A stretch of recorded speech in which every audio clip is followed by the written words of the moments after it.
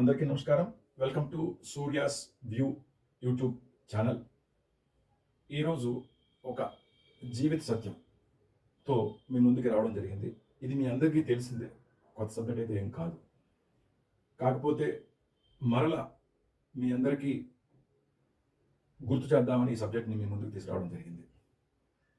దయచేసి ఈ వీడియో చివరి వరకు చూడండి. మీ అమూల్యమైన కామెంట్స్ని నాకు తెలియజేయండి. Please subscribe my channel. మనం పగలు రేయి అనక తేడా లేకుండా కష్టపడుతూ ఉంటాం. ఎవరి కోసం కష్టపడతాం? మన పిల్లలు, భార్య, వాళ్ళ కోసం కష్టపడుతూ ఉంటాం. అయితే సంపాదనకి ఒక మితం అనేది ఉండాలి. అతి సంపాదన అనేది ఎవరైతే సంపాదిస్తారో వాళ్ళకి ఒక బర్డెన్గా తయారవుతుంది సర్టెన్ స్టేజ్ దాటిన తర్వాత.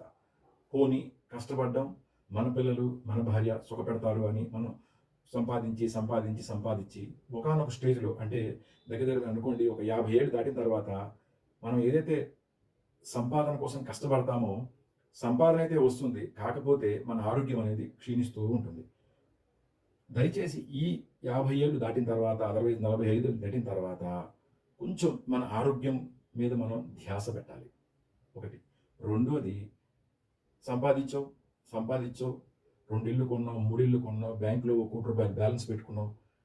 ఫైనల్గా నువ్వు పోయిన తర్వాత ₹1 తీసుకెళ్ళగలవా అంటే ఆన్సర్ నో.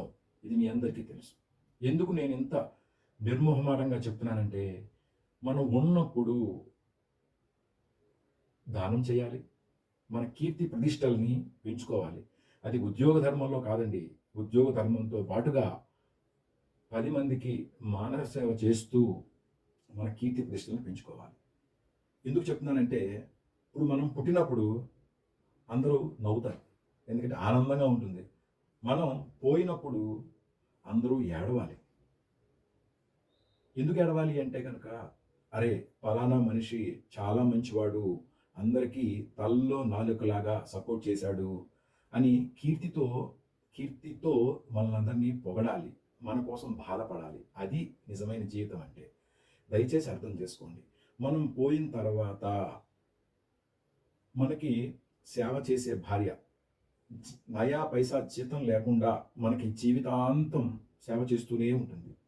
ఆ భార్య మనతో రాగలదా మనం పోయిన తర్వాత? లేదు, రాలేదు. ఎంతవరకు వస్తుందండి?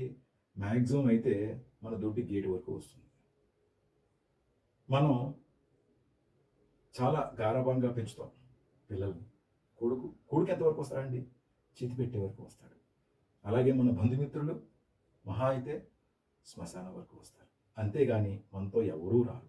ఈ డబ్బుల కోసం పాకులాటలో మనం ఒక మానవత దృక్పథం, అలాగే మానవ సేవ, కరుణ, ఇవన్నీ మనం మర్చిపోతున్నాం. దయచేసి నా ఇంటెన్షన్ ఈ వీడియో చేయడంలో, మనం జాబ్ మీద పెట్టే ఫోకస్ పెట్టాలి, తప్పకుండా పెట్టాలి. ఎందుకంటే వర్క్ ఈజ్ వర్షిప్. మనం ఎంత కష్టపడి పనిచేస్తామో అదే మన యొక్క విలువలను పెంచుతుంది. అలాగే మనకి వీలు కుదిరినప్పుడు, మనకి డబ్బులు ఉన్నప్పుడు కొంత భాగం, అంటే ఒక సపోజ్ మనకు శాలరీ ₹1000 వచ్చింది అనుకోండి, ₹1000లో 5% అండి. 5% కనుక వెచ్చిచ్చి పేదవాళ్ళకి మనం కాపాడితే అది చాలు, ఆ తృప్తితో చాలు మనకి. సో దయచేసి నేను చెప్పేది ఏంటంటే, మీ యొక్క అమూల్యమైన ఈ జీవితాన్ని మానవ సేవకు కూడా వినియోగించండి, కీర్తి ప్రతిష్టలు గడించండి. దయచేసి నా మెసేజ్ ఎవరికైనా నొప్పించుంటే నన్ను క్షమించండి. మానవ సేవయే మాధవ సేవ. Thank you so much.